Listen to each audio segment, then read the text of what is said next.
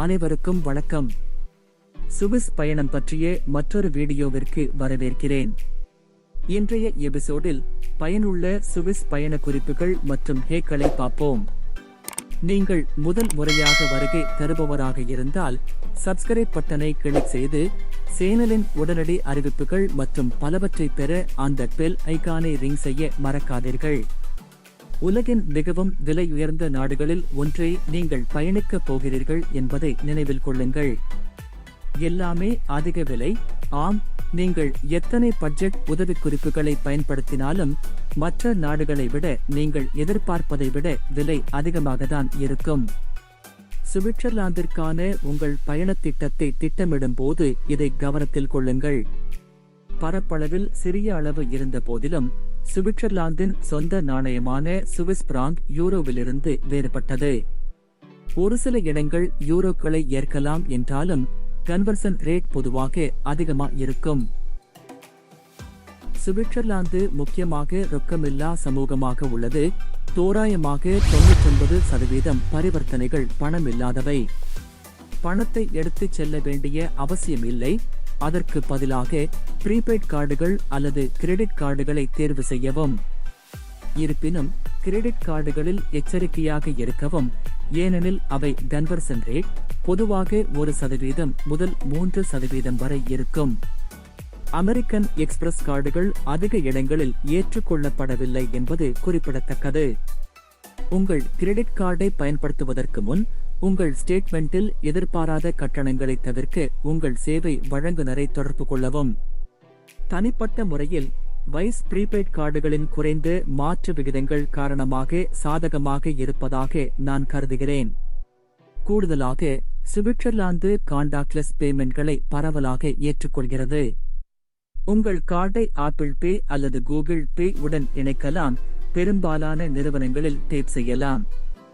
Switzerland ஐரோப்பிய ஒன்றியத்தில் உறுப்பினராக இல்லாவிட்டாலும் அது ஷெங்கன் பகுதியின் ஒரு அங்கமாகும். எந்த ஒரு ஐரோப்பிய ஒன்றிய நாட்டிற்கும் நீங்கள் பார்வையிடும் ஷெங்கன் விசாவானது சுவிட்சர்லாந்திற்கான அனுமதியை உங்களுக்கு வழங்குகிறது. அதிகபட்சமாக 90 நாட்கள் தங்கலாம். சாத்தியமான விசா சிக்கல்களை தடுக்க அதிக நேரம் தங்குவதை தவிர்ப்பது முக்கியம். அதிக காலம் தங்கியிருப்பது எதிர்காலத்தில் ஷெங்கன் நாடுகளுக்குள் நுழைவதை தடுக்கும்.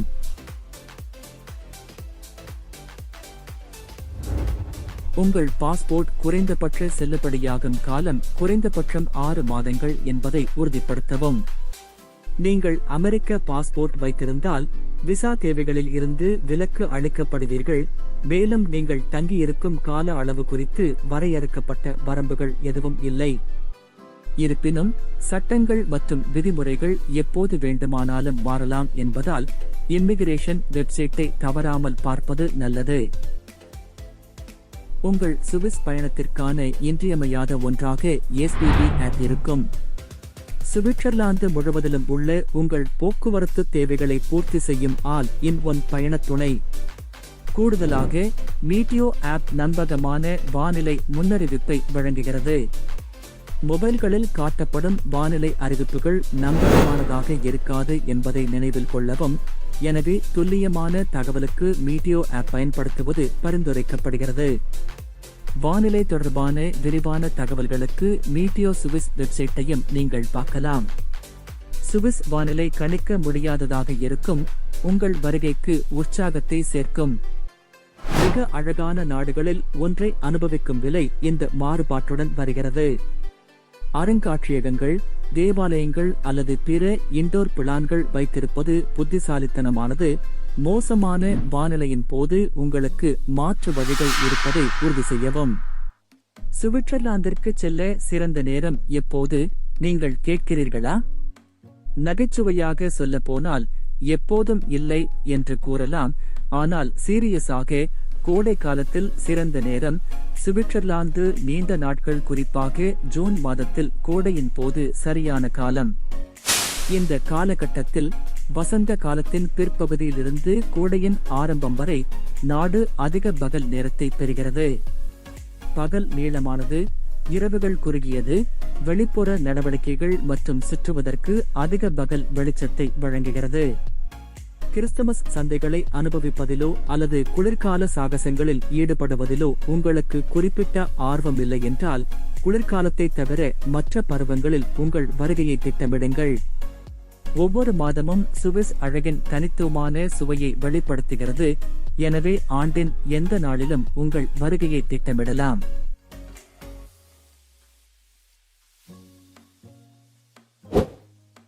சிட்டி பாஸ்களை நான் பரிந்துரைக்கவில்லை என்றாலும் குறிப்பிட்ட நகரத்தில் 2 அல்லது 3 நாட்கள் தங்க திட்டமிட்டால் மட்டுமே அவை பயனுள்ளதாக இருக்கும்.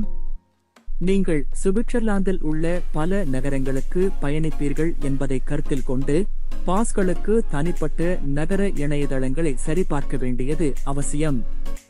இந்த சிட்டி பாஸ் இணையதளங்களை தேடுவதன் ஒரு நன்மை என்னவென்றால் அவை நன்கு அறியப்பட்ட பயணத்திட்டத்தை வடிவமைக்க உதவும் குறிப்புகளை வழங்குகின்றன. சுவிட்சர்லாந்தில் உள்ள பவர் சாக்கெட் வகை ஜே. பல நாடுகளில் பொதுவாக பயன்படுத்தப்படும் EU பவர் சாக்கெட்டில் இருந்து வேறுபடுகிறது, ஏனெனில் இது சுவிட்ச் தேவையில்லாமல் உடனடியாக மின்சக்தியை வழங்குகிறது. நல்ல செய்தி என்னவென்றால் பெரும்பாலான உலகளாவிய அடாப்டர்கள் சுவிட்சர்லாந்தில் தடையின்றி வேலை செய்கின்றன. நான் தனிப்பட்ட முறையில் 10க்கும் மேற்பட்ட நாடுகளில் எந்த சிக்கலையும் சந்திக்காமல் பயன்படுத்தினேன். எனது சுவிஸ் போக்குவரத்து வீடியோவில் சுற்றுலா ஹாட்ஸ்பாட்களில் தங்குவது விலை உயர்ந்ததாக இருக்கும் என்பதை நான் எடுத்துரைத்தேன். 1 மணி நேர பயண சுற்றளவில் அதிகம் அறியப்படாத நகரங்கள் அல்லது கிராமங்களில் தங்குமிடத்தை கண்டறியவும். எனது பொது போக்குவரத்து வீடியோவிற்கான இணைப்பிற்கான விளக்கத்தை நீங்கள் பார்க்கலாம். அந்த வீடியோவில் நீண்ட நேரம் தங்குவதற்கும் பல பதிவுகளுக்கும் ஏற்ற ஹாப்ரேஸ் டிக்கெட்டை பரிந்துரைத்தேன். உங்கள் திட்டத்தில் ஒரு முறை வருகை இருந்தால் மற்றும் நீங்கள் ஒரு வருடத்தில் பல முறை வர வாய்ப்பு இல்லை என்றால் நீங்கள் தாங்கும் நாட்கள் மற்றும் பட்ஜெட்டுக்கு ஏற்ற ஹாப்ரேஸ் டிக்கெட் விருப்பங்கள் உள்ளன. இந்த வீடியோவில் அடிப்படை சுவிஸ் பண்பாடு பற்றிய கண்ணோட்டமும் உள்ளது. மேலும் விவரங்களுக்கு வீடியோ விளக்கத்தை பார்க்கவும். சுவிட்சர்லாந்தில் போக்குவரத்து மிகவும் விலை உயர்ந்ததாக இருந்தாலும் உங்கள் செலவுகளை மேம்படுத்த வழிகள் உள்ளன. சுவிட்சர்லாந்திற்குள் உங்கள் பயணம் தவிர்க்க முடியாததாக இருந்தால் குறிப்பிட்ட பகுதியில் கவனம் செலுத்த உங்கள் பயணத்திட்டத்தை நெறிப்படுத்தவும் அல்லது சேவர் டே பாஸ் வாங்கலாம். பல ஐரோப்பிய நாடுகளை சுற்ற விரும்பினால் யூரோ பாஸை பெறலாம். ஒவ்வொரு நாட்டிற்கும் தனிப்பட்ட டிக்கெட்டுகளை வாங்க வேண்டிய தேவையை நீக்குகிறது. நீங்கள் பார்வையிட திட்டமிடும் நாடுகள் மற்றும் நீங்கள் தங்கியிருக்கும் காலம் ஆகியவற்றின் அடிப்படையில் யூரோ பாஸ்களில் கவர்ச்சிகரமான ஆஃபர்களை காணலாம். பொது போக்குவரத்தில் தடையற்ற அனுபவத்திற்கு சுவிஸ் ரயில்கள் அவற்றின் செயல்திறனுக்காக புகழ் பெற்றிருப்பதால் நேரத்தை கடைபிடிப்பது முக்கியம். காக்வில் பாதைகள், கேபிள் கார்கள் மற்றும் சில இடங்கள் போன்ற சில வழிகளை நகரம் அல்லது நாள் பாஸ்கள் உள்ளடக்காது, ஏனெனில் இவை பெரும்பாலும் தனியார் நிறுவனங்களால் இயக்கப்படுகின்றன. ஒரு குறிப்பிட்ட இடத்துக்கு செல்வதற்கு முன் உங்கள் பாஸ் உங்களுக்கு பிரீ என்ட்ரி வழங்குகிறதா என்பதை உறுதிப்படுத்த நிறுவனத்தின் வெப்சைட்டை பார்ப்பது நல்லது.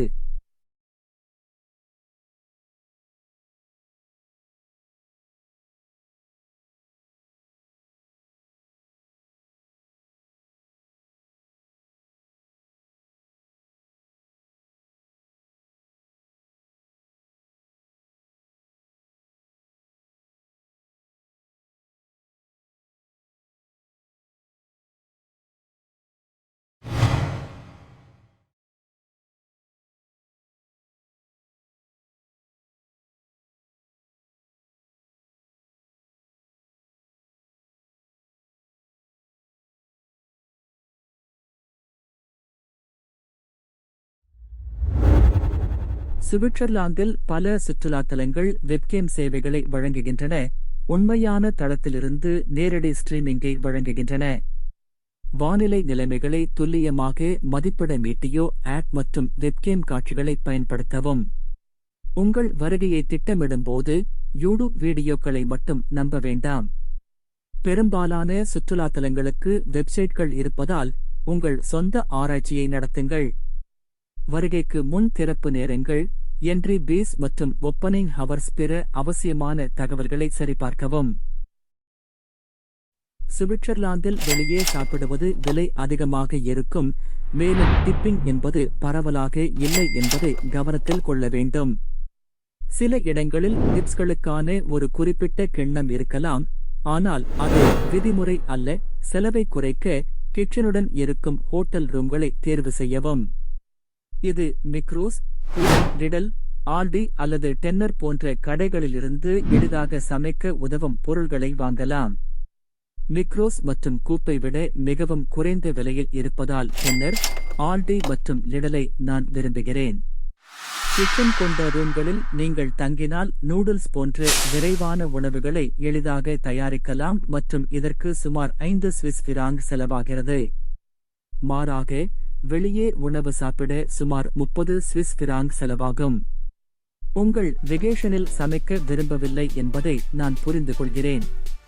அதற்கு பதிலாக மிக்ரோஸ், கூப், லிடல், ஆல்டி அல்லது டென்னரில் இருந்து ரெடி டு ஈட் உணவுகளை தேர்வு செய்யவும். நான் உங்களை சுவிஸ் உள்ளூர் உணவகங்களை முழுவதுமாக தவிர்க்க பரிந்துரைக்கவில்லை என்றாலும், இந்த குறிப்புகள் கொஞ்சம் அதிக சிக்கனமாக இருக்க உதவும். இந்த கடைகள் வார நாள்களில் சீக்கிரம் மூடப்படலாம் மற்றும் ஞாயிற்றுக்கிழமைகளில் பெரும்பாலும் விடுமுறையாக இருப்பதால் ஆச்சரியங்களை தவிர்க்க அவற்றின் அட்டவணைகளை சரிபார்க்கவும்.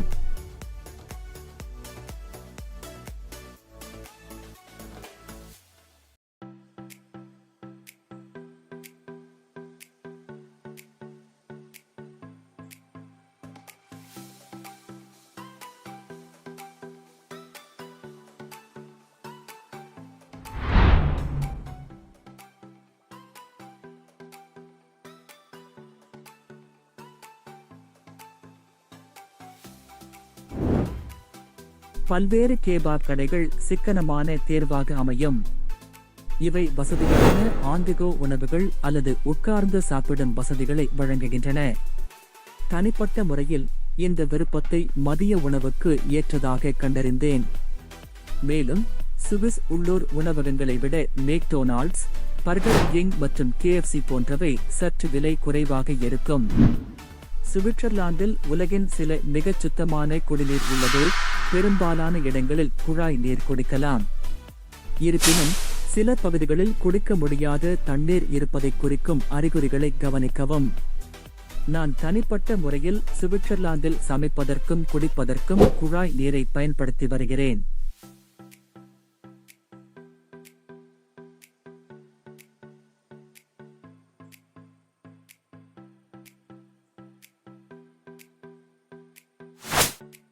சுவிட்சர்லாந்தில் சில இடங்கள் இலவச வைஃபை வசதியை வழங்கினாலும், டேட்டா குறித்த கவலைகளை தவிர்க்க குறைந்தபட்ச டேட்டா பிளான் பரிந்துரைக்கிறேன்.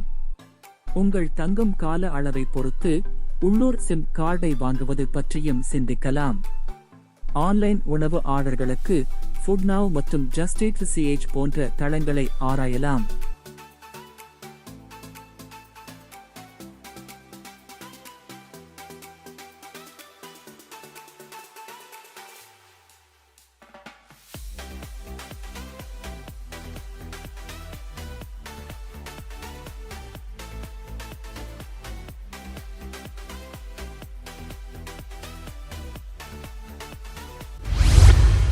சுவிட்சர்லாந்தில் உள்ள அனைத்து பொது கழிப்பறைகளும் இலவசம் அல்ல. சில இடங்களில் கட்டணம் வசூலிக்கப்படுகிறது. சில கழிப்பறைகள் கார்டுகளை ஏற்றுக்கொள்கின்றன, சில இல்லை. கூடுதலாக, சில இடங்களில் யூரோக்கள் ஏற்றுக்கொள்ளப்படுகின்றன, மற்ற இடங்களில் ஏற்றுக்கொள்ளப்படாமல் இருக்கலாம். அவசர கழிப்பறை தேவைகளின் போது சிரமத்தை தவிர்க்க 1 சுவிஸ் ஃபிராங்க் அல்லது 2 சுவிஸ் ஃபிராங்க் கையில் வைத்திருப்பது நல்லது. Switzerland hiking, paragliding, skydiving, rafting முதல் ஸ்கைங், கேனியனிங், ஸ்லிங்ஷாட் ரைடுகள், கிளைடர்கள், மலை வண்டிகள், ட்ரோட் பைக்குகள் மற்றும் கேனியன் ஸ்விங்ஸ் வரை ஏராளமான சாகச நடவடிக்கைகளை வழங்குகிறது. இருப்பினும் வானிலை நிலைமைகள் இந்த நடவடிக்கைகளில் பெரும் பங்கு வகிக்கின்றன என்பதை நினைவில் கொள்ளவும். எந்தவொரு பணம் செலுத்துவதற்கு முன்பும் வானிலை முன்னறிவிப்பு மற்றும் விதிமுறைகளை சரிபார்க்கவும். பாராகிளைடிங், ஸ்கைடைவிங் மற்றும் கேனியன் ஸ்விங்ஸ் போன்ற பல காற்று சார்ந்த நடவடிக்கைகளுக்கு முன்பதிவு மற்றும் கட்டண உறுதிப்படுத்தல் தேவை. பதிவு செய்யும் போது ஆடை தேவைகளையும் கருத்தில் கொள்ளவும். சுவிட்சர்லாந்து அதன் சாகச மனப்பான்மை மற்றும் கடுமையான பாதுகாப்பு தரங்களுக்கு பெயர் பெற்றது. நன்கு பயிற்சி பெற்ற பயிற்சியாளர்களுடன் பல த்ரில்லிங் நடவடிக்கைகளை வழங்குகிறது. நான் தனிப்பட்ட முறையில் சுவிட்சர்லாந்தில் பாராகிளைடிங் அனுபவத்தை பெற்றேன். இது மறக்க முடியாத சாகசம். இதன் செலவு 180 சுவிஸ் ஃபிராங்க் ஆகும். மேலும் விவரங்களுக்கு விளக்கத்தில் வழங்கப்பட்ட இணைப்பை பார்க்கவும். ஹைக்கிங் செல்ல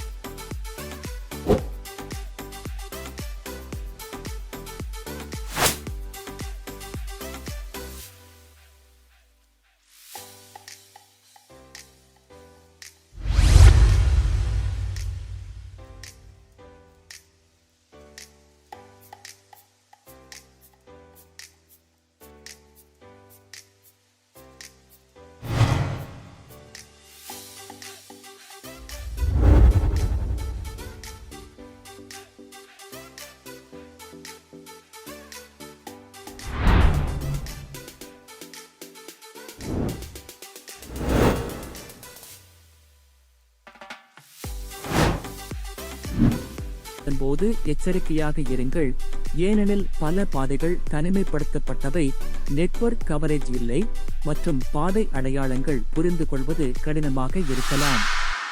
உங்கள் பாதுகாப்புக்கு நீங்கள்தான் பொறுப்பு. அவசியம் இருக்க வேண்டியவை உறுதியான காலணிகள், நம்பகமான ஜாக்கெட் மற்றும் ஒரு குடை ஆகியவை அடங்கும். இதை நான் எப்போதும் வானிலை நிலைமைகள் எதுவாக இருந்தாலும் எடுத்துச் செல்கிறேன். நீங்கள் சரியான ஜாக்கெட்டை கொண்டிருந்தாலும் உங்கள் பாதுகாப்பை மேம்படுத்த தெர்மல் வெப்ப அடுக்குகளை அணிந்து ஆல்ப்ஸின் உச்சிகளை பார்க்க செல்ல நல்ல தரமான கையுறைகளை அணிவது மறக்காதீர்கள். பரிந்துரைக்கப்படும் இடங்களில் பேர்ன், பாசல், ஜெனீவா, ஜூரிச் அல்லது லூசர்ன் ஆகிய நகரங்களில் ஒன்று. ஒரு நாளில் ஓச்சினின்சி மற்றும் பிளாசி ஆகிய 2 சுவிஸ் ஏரிகளை பார்க்கலாம். இவை சுவிட்சர்லாந்தின் மிக அழகான ஏரிகளில் சில. ஒரு ஆல்ஸ் சிகரம் மற்றும் Bernina Express, Glacier Express, Golden Pass Express, Gotthard Panorama Express மற்றும் லூசர்னிண்டர்லேகன் எக்ஸ்பிரஸ் போன்ற 5 பனோரமா ரயில் பாதைகளில் ஒன்றிலிருந்து ஏதாவது ஒரு ரயில் பயணம். இண்டர்லேகனுக்கான பயண திட்டத்தை உள்ளடக்கி வீடியோவை வழங்குவேன்.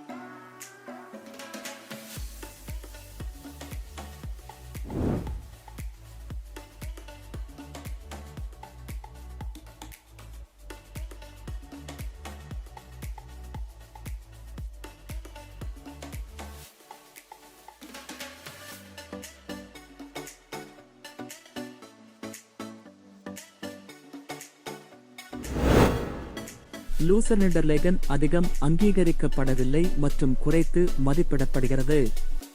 உங்கள் சேவர் டே பாஸ் இந்த ரயில் கட்டணத்தை உள்ளடக்கியுள்ளது.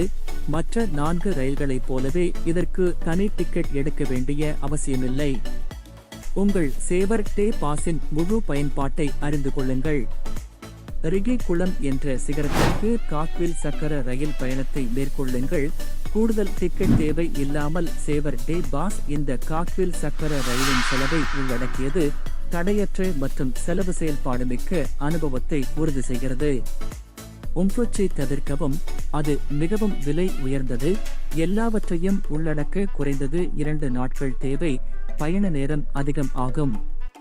இது பெரும்பாலும் ஐரோப்பாவின் உச்சி என்று சந்தைப்படுத்தப்படுகிறது. அந்த இடத்திற்கு செல்ல உங்களை ஈர்க்கிறது. மாறாக, நீங்கள் ஜெர்மட் மேட்டர்ஹார்ன், டிட்லிஸ் அல்லது பிலேட்டஸை பார்வையிடலாம்.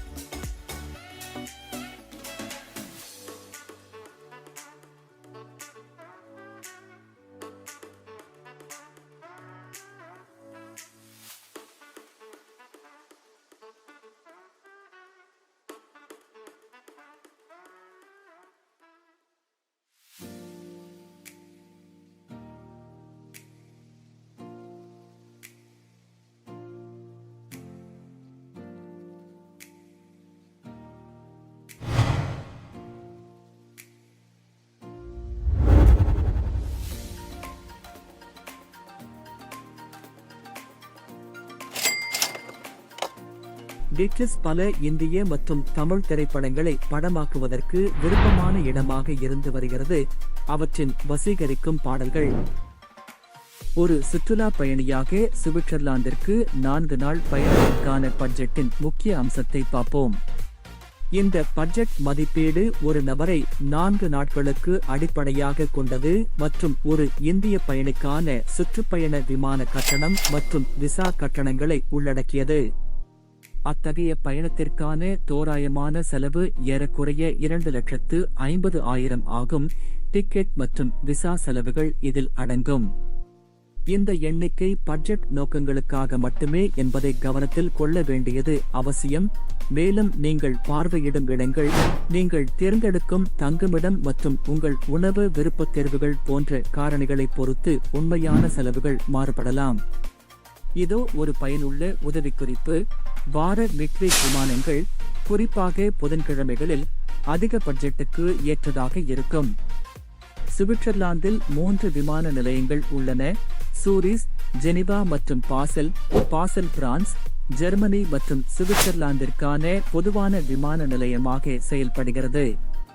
டிக்கெட்டுகளை முன்பதிவு செய்யும் போது ஜெனீவா விலை உயர்ந்தால் சூரிச்சிற்கு போன்ற மாற்று விருப்பங்களை ஆராயவும். மேலும் சூரிச்சில் உள்ளே வந்தால் ஜெனீவாவில் வெளியேறும் தேர்வுகளை செய்யலாம். இந்த அணுகுமுறை பட்ஜெட்டுக்கு ஏற்ற பயணத் திட்டத்தை உருவாக்க உதவும். பாதுகாப்பு கவலைகளை பொறுத்தவரை, நீங்கள் உலகின் பாதுகாப்பான நாடுகளில் ஒன்றை பார்வையிடுகிறீர்கள் என்பதில் உறுதியாக இருங்கள். சுவிட்சர்லாந்தில் உங்களுக்கு ஒரு அற்புதமான மற்றும் மறக்க முடியாத அனுபவம் இருப்பதாக நான் நம்புகிறேன். ஒரு சுற்றுலா பயணியாக நீங்கள் சுவிட்சர்லாந்திற்கு சென்றது உண்மையிலேயே மறக்க முடியாததாக அனுபவத்தை உறுதி செய்ய தேவையான அனைத்து உதவிக்குறிப்புகளையும் நான் வழங்கியுள்ளேன் என்று நம்புகிறேன். மறக்க முடியாத சுவிஸ் பயணம் அமைய வாழ்த்துக்கள். இந்த வீடியோ உங்களுக்கு உதவிகரமாக இருந்தால் தம்ஸ் அப் செய்து மேலும் சப்ஸ்கிரைப் செய்யவும். அடுத்த வீடியோவில் உங்களை சந்திக்கிறேன்.